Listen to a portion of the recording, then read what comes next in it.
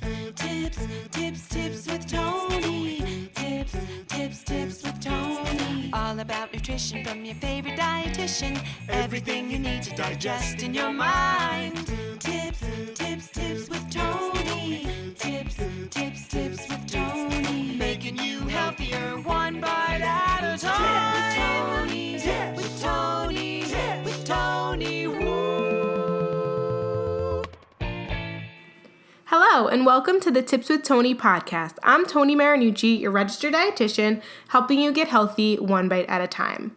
This next interview is an interview with someone that I met at a networking event. Her name is Mel, and she is a really, really awesome girl. She's 25 years old.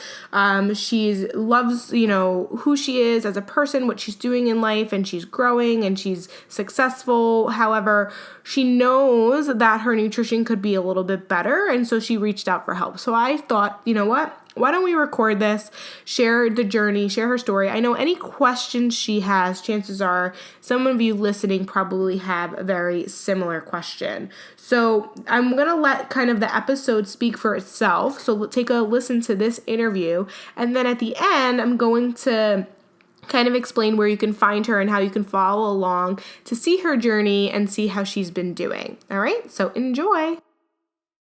Hey, Mel, how are you? I'm good. How are you? I'm good. So Melanie and I met at a networking event, I think back in around the holiday time. So yeah, it's been a while, connected. And Mel was mentioning to me that she is looking to improve her nutrition, improve her health a little bit. So I thought, why don't we record the call? She was so gracious. I know that most people out there are curious, want to know what it entails to get help, how they get started. So I appreciate you, Mel, for allowing us to record this so people can learn from you. And because chances are the questions you have, other people have, or the things that you need to work on, other people need to work on, because we're humans and we all tend to deal with similar situations. So thank you for coming on. Yeah, thank you for having me. I'm so excited because I am so lost. Okay. Well, I know that we only have about 25 minutes. So let's try to cram in as much as we can in there. Just give me and anybody listening, just an idea of who you are, how old you are, where you're from, what you do, and kind of the main thing you hope to get out of this call. Okay, so I'm Melanie. I'm 25 years old. I just turned 25, which is also why this whole thing about nutrition and fitness arose in me. For most of my life, I've always been very, I think the word is sedentary. Sedentary. Sedentary. I've been super sedentary. I've never done sports growing up. And even as an adult, I work in an office part-time. I am an assistant to a DJ. So most of the time I'm sitting down. And then once I leave the office, I come home and I work on my photography. But again, that's mostly sitting down, editing pictures and this and that. So I feel kind of like a sloth saying it out loud. Wow, I barely move all day. And I've been confused about what I should eat and I know that so many people can also relate. There's so many diets out there. You go on YouTube and anything, every fitness, influencer has a different diet. Some do keto, some are no carbs, some are low or whatever. And I'm just confused. I don't know what would work for me, how many calories I should be consuming. I have issues with high cholesterol. So for the past few years, my doctor has been noticing that my cholesterol has steadily been going up and up and up. So now that I'm 25 years old, I feel okay, I need to get a handle on this. I need to take control of my life and my health and my nutrition because I'm Puerto Rican and our food is and I don't even eat that much Puerto Rican food recently, but I guess my choices are kind of inspired by, we have a lot of heavy carbs, rice, fried foods, meats. And I feel I need to retrain myself, retrain my brain and be no, okay, instead of the empanada, we're going to have an apple or something. So I want to know what would work for me? What kind of diet or lifestyle will work for me? Absolutely. Yeah. Okay, so there's just a couple things I want to make sure that I heard you correctly so that way I give you the proper guidance. So honestly, it sounds like you're someone, although you're sedentary, you're very hardworking. You have 2 jobs, right? You have it sounds like what your full-time job is, but then like your passion on the side. So you're making that work for you, photography. That's really, really awesome. So it shows that you're someone who, when you put in the work, you're willing to put in the work, which is good, because one thing about like the diets like that are so confusing is they make it seem so easy, but to be honest, there's no real easy way out of this. We really are going to have to work hard at developing healthier habits, routines, things that you're doing, and really taking a look at nutrition in a different way. That's going to be something that you do long term and is sustainable. Mm-hmm. Okay. It also sounds like your cultural values are super important to you. And although they might be putting a dent in the reason why maybe the weight is up or you don't feel healthy or whatever it is, it could be related to that's just the way that you grew up and that's what you're used to. But it also sounds like you don't want to really let go of that. Like, because I feel like that, right? You still want to be able to eat the food that you grew up on, right? So it's basically finding a way to enjoy the foods that you are accustomed to, but while also finding a way of eating healthier and helping it come together so that way you can stick to it long term. Exactly. Okay, awesome.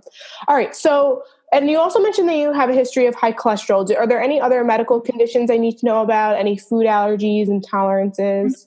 Yeah, I'm lactose intolerant, and that's something that I've been pretty good at. I don't have cow's milk at all. I actually find it kind of gross. So it's easy to stray away from it. But my biggest thing is cheese.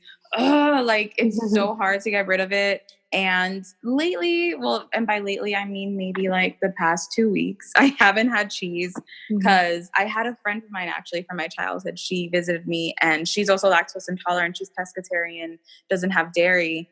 And wait, hold on. I kind of like lost my train of thought right now. When that happens and it's like, wait, I brought this up for a reason. Oh yeah. She like kind of called me out on, Melanie, you eat a lot of like carbs, you're eating a lot of starches. Like, you got to eat healthier. And I'm like, oh my gosh. Okay. So ever since she came, I've been really hard on myself in terms of like dairy and cheese. So yeah. But besides that, I don't have any allergies, medical history, just my cholesterol. My weight has always been like up and down. And right now I don't feel like, I'm pretty like content with myself, like my body image and everything. Good. I don't know how to tell. So yeah. But I just, I know that I need to be healthier, like blood wise. Right. So it's not so much about the weight on the outside. It's about how you feel on the inside and overall just like living healthier lifestyle. Exactly. Love that. Okay. Great. So, okay. Now you've mentioned that in the past you have tried eating healthier. You kind of are successful and then you fall off track a little bit. So what do we think's happening there? Walk me through that process. So I'll tell you about the time that I actually was vegan for a month. So it all started, it was like a span of 3 months. Like, I don't know, one day I kind of woke up and was like, okay, I'm going to do this. I'm going to try because at the time, again, I was having like dairy and cheese. So I went like a month without any dairy at all. So I was like, okay, this was okay. Now let me try like meat. So I took out meat. I was pescatarian. And then for the 3rd month, I went full on vegan, like no fish, no meat, no dairy, just vegetables, grains, like the vegan meats, and everything was going super well. But then I went to a Cuban restaurant and it wasn't even that good. I was so mad. Like, I'm from Miami originally. So Cuban food is like, I know my Cuban food. And so I went to a place here in New York and I was like disappointed in it. But I ended up ordering like a chicken meal just because I'm optimistic and I'm like, oh yeah, I haven't had Cuban food in a long time. This is going to be so good. And so I had a bite. And ever since then, like the bite, by the way, sucked. But ever since then, like, I couldn't get back to not eating meat. Like it was as if that was, I don't know, like something snapped in me. Like the inside of my body was like, oh, chicken. You've been missing this. You need this. What is this fake meat? So yeah, I don't know. And it always happens like that. Like I'm really strong and then just something happens. Like I eat something and then it switches off in me and I go back to my regular bad diet. So. Okay, so a couple things there. I'll say that everyone's different, right? And so everyone's needs are different, and everyone's desires, likes, dislikes, they're all different, right? I do like that you slowly went vegan. It doesn't seem like you didn't U-Haul it overnight. Like you did slowly to cut out the dairy and all of that. Considering your history of high cholesterol, it would be beneficial for you to go a little bit more plant-based, meaning limited and also lactose intolerant, right? So for knowing those two reasons of your medical history, if you're trying to improve your cholesterol and alleviate some of the symptoms that come from eating dairy when we're not supposed to, if you're lactose intolerant, then going without the dairy is definitely going to be beneficial for you. And then it's not the meat itself that causes high cholesterol. It's usually the absence of dietary fiber, which we get from things like vegetables and whole grains, which when we remove the meat from the plate and we put that as a replacement, we tend to just overall eat healthier. And so that helps us lower our cholesterol. So it sounds like you were off to a good start, but like any sort of diet that puts foods in an all or nothing category, like you can never have meat again, it makes it like very tempting, right? Versus like, how about we try allowing myself to eat having meat on the plate, but keeping it to a small portion, maybe like palm size or quarter, you can't, not everybody listening can see my palm, but the size of your palm, because your palm is reflective of your body, right? A child's palm is smaller versus like Michael Jordan's palm is larger because our needs are completely different. So I like using your hand as a measurement tool because it's proportionate to your body. So palm size piece of protein, about a deck of cards thick, it fills up about a quarter of the plate. And then the rest of the plate, what makes a vegetarian or a vegan healthy is not the absence of meat, it's the presence of vegetables. So if your whole diet is all, white rice and, pasta and cookies that they're vegan, like that doesn't make it healthy, right? The vegetables are what make it healthy. So it's really more about finding that balance. And so creating that plate where it's a quarter of it is protein, half of it is your non-starchy vegetables. That could be things like broccoli, cauliflower, kale, peppers and onions, stuff like that. And then the other quarter would be your whole grain starch. And now this is critical for you because of someone with a history of high cholesterol. You need to consume grains that are whole, meaning they have more fiber, because that's what's going to pull the cholesterol out of the blood. So an example of that could be a starchy vegetable like a sweet potato. It has the fiber, especially with the skin.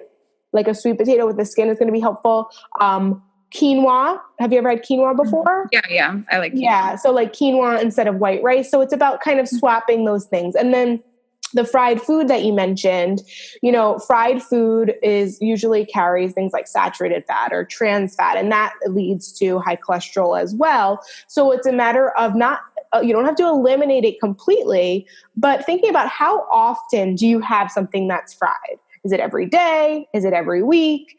Is it only on the weekends? Is it on, whatever it is? And like, how can I cut back? Maybe you usually get a large French fry. Maybe you can get a small French fry. Maybe you can swap the fries for a baked potato. Maybe you can say, you know what? I'm having a burger that has white bread. Maybe I don't need fries. Maybe I can just get lettuce and tomato.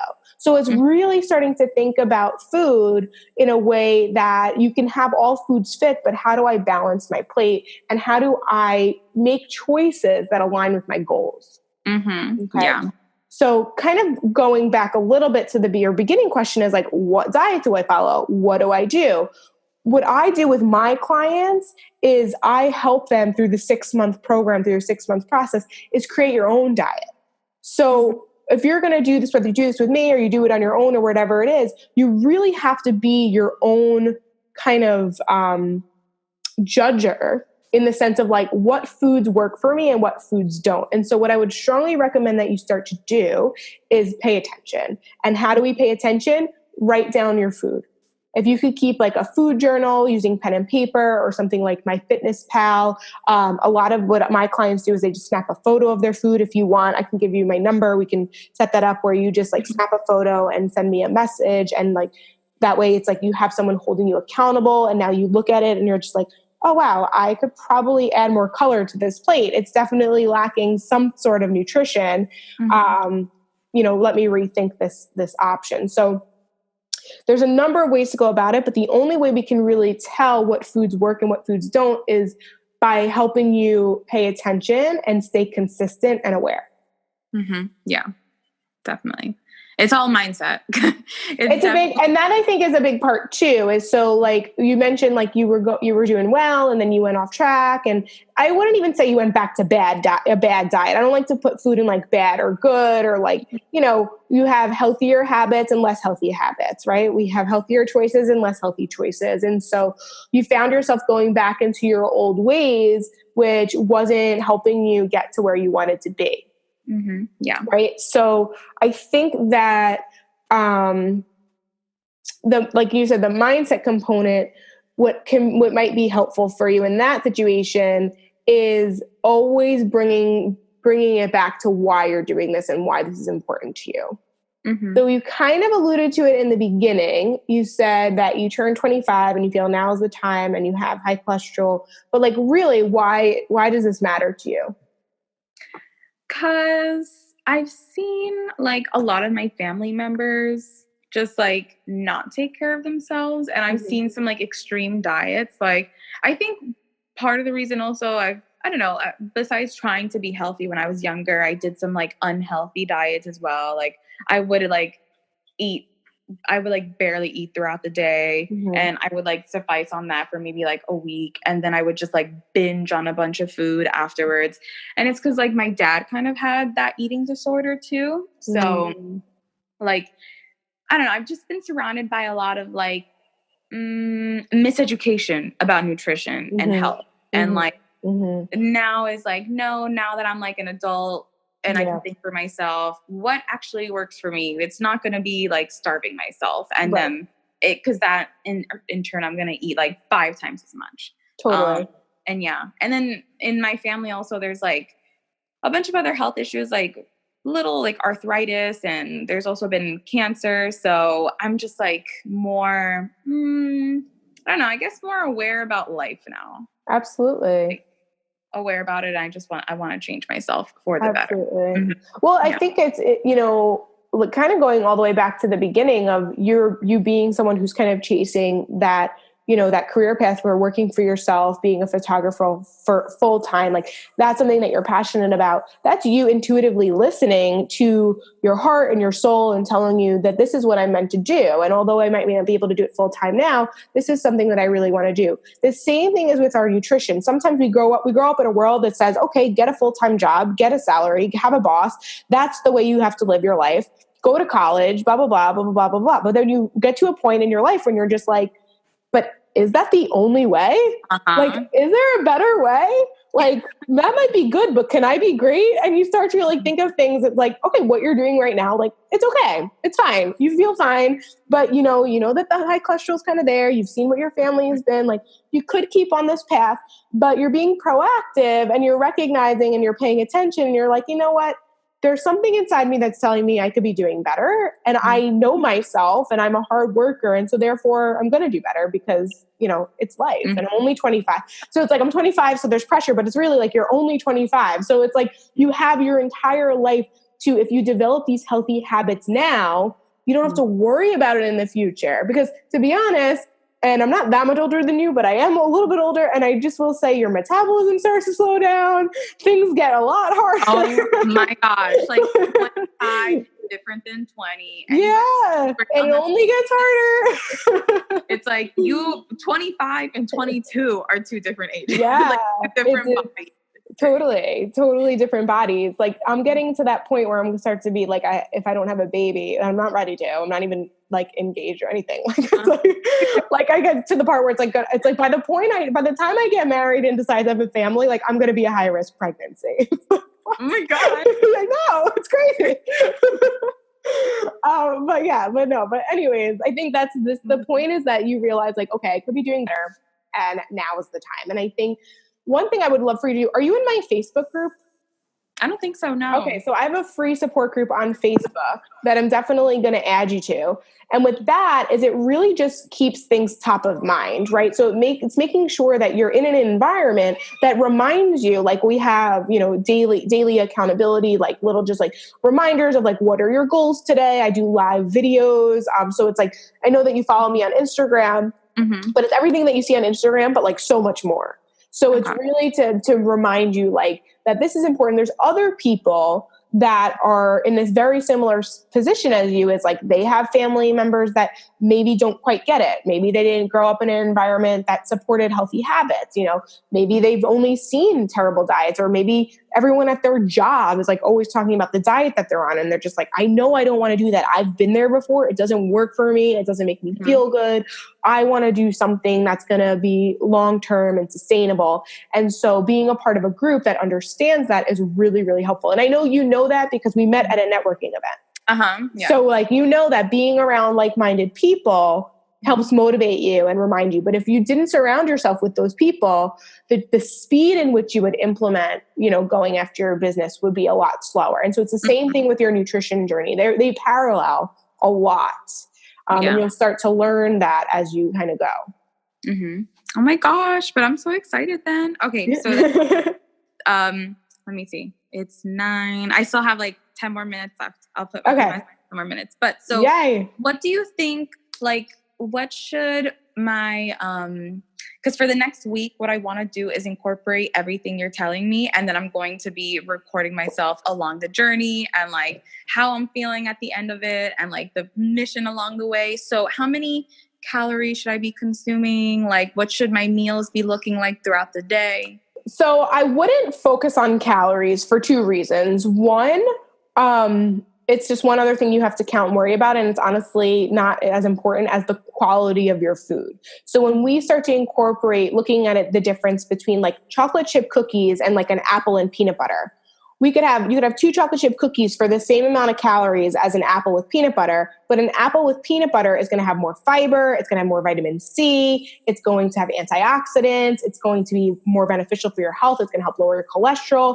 it's going to keep you fuller for longer, it's going to keep your energy levels sustained, versus 2 chocolate chip cookies. Although there's room for that in your diet, I'm not saying that there's not. If you do that all the time, you're going to find yourself hungry a little bit later. You probably have terrible skin because of the sugar and the chocolate and just like it not really being nutrient dense.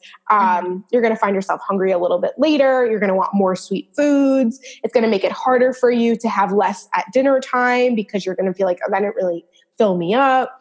So, and the main thing for you is your goal is overall health.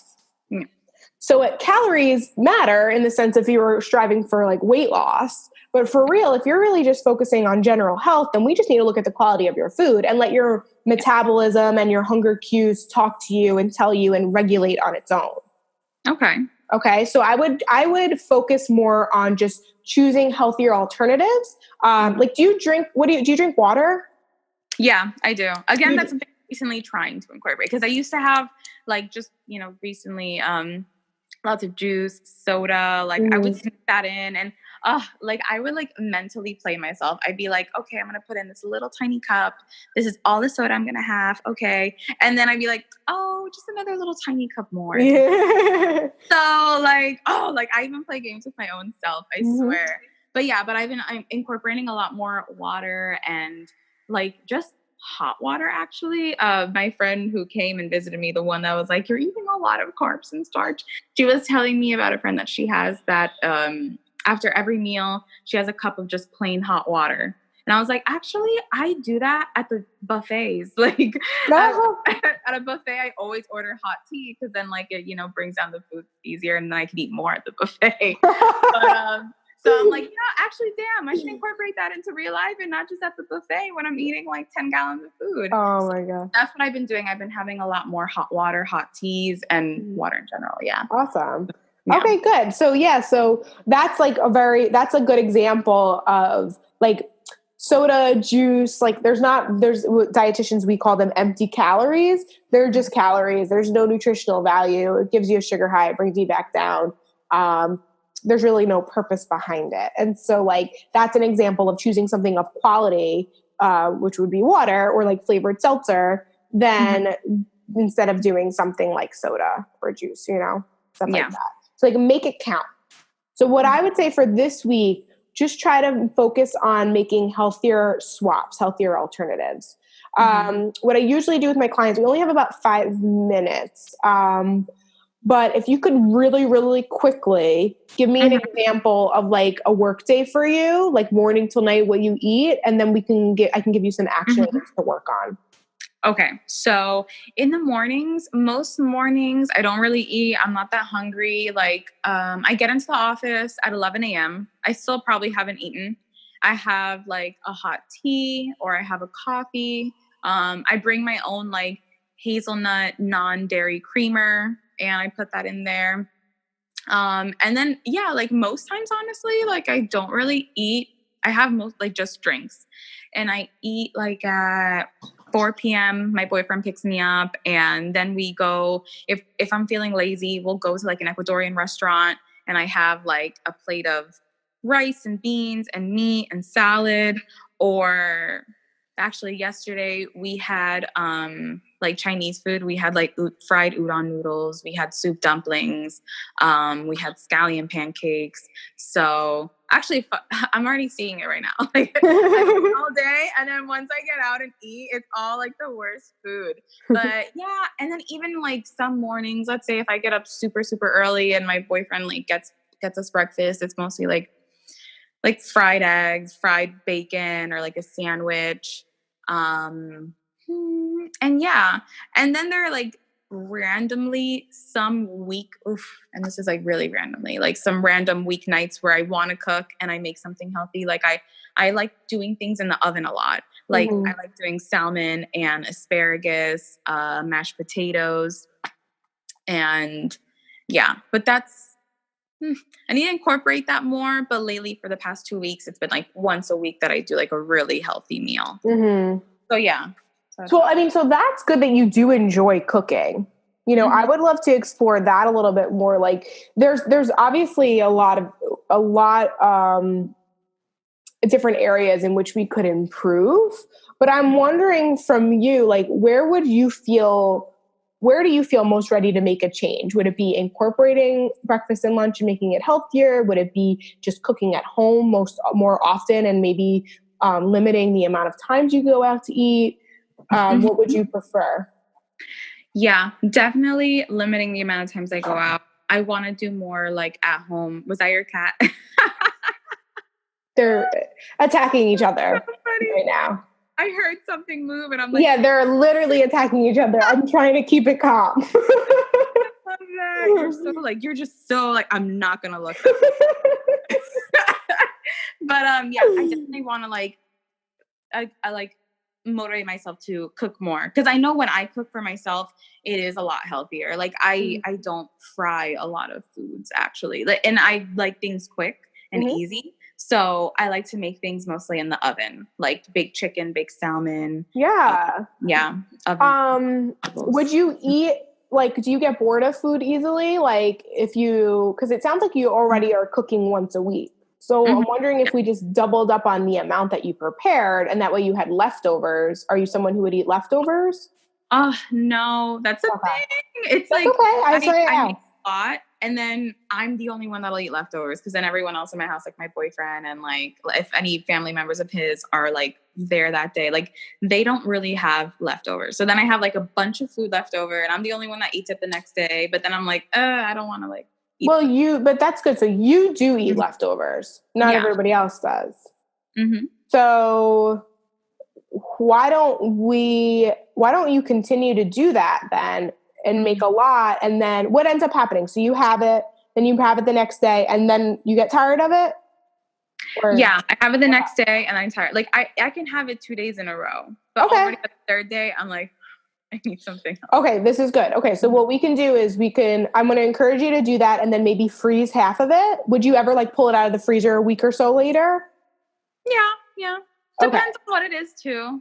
Like, depends on the food I'm cooking. I don't know. I'm kind of weird. Like, what would I not have? Maybe like if I freeze chicken, I wouldn't have it like next week. Or even, But in the future, I'm just saying, it doesn't have to be next week. Like just in the future, would you have it or no? Like you wouldn't have. Wait, now thinking about it, probably not, because I'm thinking about like if the vegetables will be soggy if I make vegetables, or like vegetables are a little harder to freeze. Vegetables, I would say like your best bet would be to just, if you're looking for vegetables in a pinch, like the steamable bags where you just throw them in the microwave. Yeah. Like they're boring, but they're easy. Okay. But what foods are good to freeze though? The meats tend to be really good. Meats? Yeah, meats are good. Sweet potatoes you can freeze. Regular potatoes you can't, like when you cook them. Yeah. Vegetables are a little weird because like especially if you buy them fresh. So I would say with the vegetables, if you did like a soup is a different story. But like just like cooking your veggies and then freezing them, probably not going to work. But if you buy them fresh and then freeze them and then just like cook them really quick. Vegetables are super easy because you could just do a little water, boil them, throw some seasoning on there, like super fast. I made kale yesterday. It took literally not even 4 minutes. It took by the time the water steamed, it was good. Like, so exactly. So it's just a matter of thinking ahead, having vegetables on hand and preparing them. But a lot of this you're going to learn as you go. So like the more you cook, the more you're going to realize, oh, this is what I need to purchase. This is what I need to buy. This is what I need to make sure I have on hand, like those sort of a thing. So it sounds like right now, if you're already cooking once a week. Yeah. So we could do two things. You could prepare 2 different meals that one time that you cook. So do like a salmon dish and a chicken dish. Or you could just pick another night during the week to prepare your food. So what would you prefer? Okay. I think, thinking realistically, I'll probably just like, what is it? I'll do like 2 separate meals, 2 separate days. Okay. Like, one day I'll cook a meal and then, So what you need to do when we get off this call is you need to tell your boyfriend your plan. Okay. He's going to want to take you out and you're going to want to go to dinner, and he's going to have to be okay with the fact that you're like, no, you know what? I love you. I want to, definitely, I enjoy going out to dinner with you. However, I'm not saying we're not going to do it, but I just want to really focus on eating healthier at home until I'm at a point where I can feel comfortable and confident to make healthier choices out to eat. Because then you can do that. It's just right now, we know that like it's not the main thing right now. Right now, the main thing is just you enjoy healthy cooking. When you eat at home, you eat better. So that's probably the best place to start. And then eventually, like as we go, we'll figure out like what you can do different. Yeah, I definitely love that idea because I need to learn at home. Because when I go out, I feel like, okay, since I'm going out, let me indulge. Like, type of food. Let me get that. So I definitely like that plan. Awesome. I'm gonna kick his ass. I'm gonna So you have to do your job to communicate with him. But then it's really your responsibility when he tempts you for you to be like, nope, I made this commitment. I'm cooking from home twice a week. If you need to take a look at your calendar, pick what nights those are going to be. It's really hard. This is the hardest part. It's like that spontaneous moment. It's like, I'm just assuming you're in love. So I said you love him, but like when you're in love, it's like 5 years. It's been 5 years. So we're in love. We're good. Yeah. So that's the thing. So like, it's like, you want to spend time with them. You're working all day. You're busy. Like it's, it's tempting to do that. Right. It's also easy. You don't have to think. You don't have to cook. You don't have to do anything. You're exhausted. Like it's super easy. Right. But the more you focus on like planning ahead, preparing, eating right, fueling your body right, the better you're going to feel. And you're going to realize, okay, this is so worth it. And now I enjoy going out more than I did because it's kind of like a treat. It's not like an all the time experience. And eventually we'll get to a place where I can teach you how to navigate the restaurants too. Yes. Yeah. I like it. I'm excited then. Awesome. So, I'm going to record my journey and me cooking. And actually today, me and my boyfriend, we're going to his little sister's confirmation. And I know there's going to be a dinner afterwards. So I'm going to be recording my choices. Okay.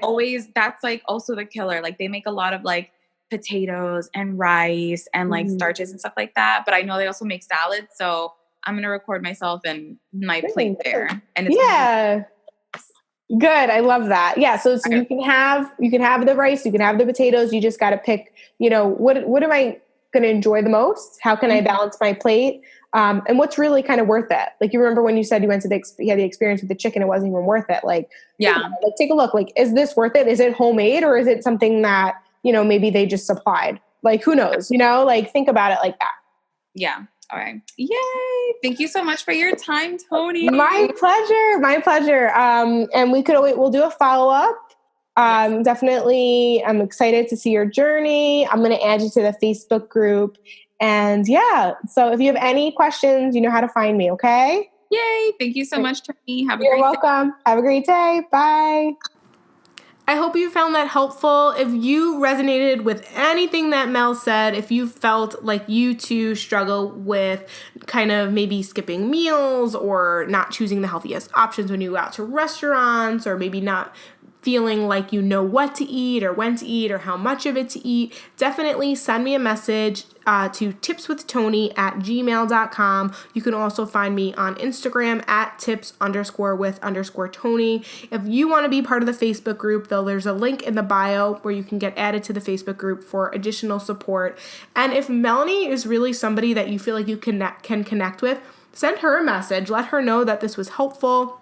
I really appreciate that she came on and she was open about her story and what she wants to change and what she wants to do differently. And so now she has the responsibility and the expectation, because she said it, that she's going to put it on her Instagram story. She's going to really declare like this is just going to be her new way of eating. And so, with reaching out comes responsibility. So we're going to watch her, and I'm going to be there to support her along the way and make sure that she feels like she can really do this long term. So please reach out to her if this resonated with you and was helpful to you. Also, if you are in the New York City area, so that could be if you're in New Jersey or Connecticut or New York itself, definitely if you need your photos done, she's a really awesome photographer. You can connect with her on Instagram at Melendez Productions. I'm going to put it in the show notes as well. She does some really great giveaways, and she does, photography, and she did her very first networking event for women with their own business. And I know that she's going to do more. She's really just like an awesome person to connect with. So definitely go give her a follow. If you enjoyed this episode, screenshot it, share it with someone, like it, write a review. It helps people find the podcast, and it really helps to spread the message of healthier living and the benefits of it. So as always, thank you so much for listening. I'm Toni Marinucci, your registered dietitian, Tips with Toni, helping you get healthy one bite at a time.